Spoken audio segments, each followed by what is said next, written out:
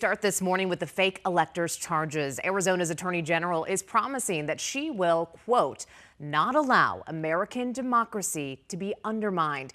Democrat Chris Mays made that comment after a long, detailed indictment came down, charging 18 people with a massive scheme to keep former President Donald Trump in the White House. Well, that plan did not work, and now 4 years later, the people accused of being behind this are facing serious felony charges. Let's get to 12 News journalist Justin Pizzera, who's joining us live in studio with the very latest on this Arizona election story. Justin, this is making national headlines. Yeah, a lot of people are talking about this. This indictment is 58 pages, and it really goes into detail how these 18 people tried to keep President Trump in power after they really didn't like the results of the 2020 election. So we have been waiting for about a year to see what Attorney General Chris Mays was going to do about this foiled plot to change the results.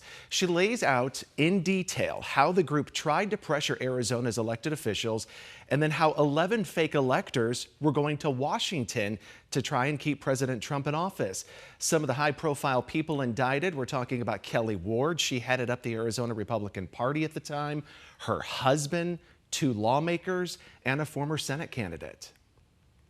A state grand jury made up of everyday, regular Arizonans has now handed down felony indictments for all 11 Republican electors, as well as several others connected to this scheme. These charges include fraud, forgery, and conspiracy.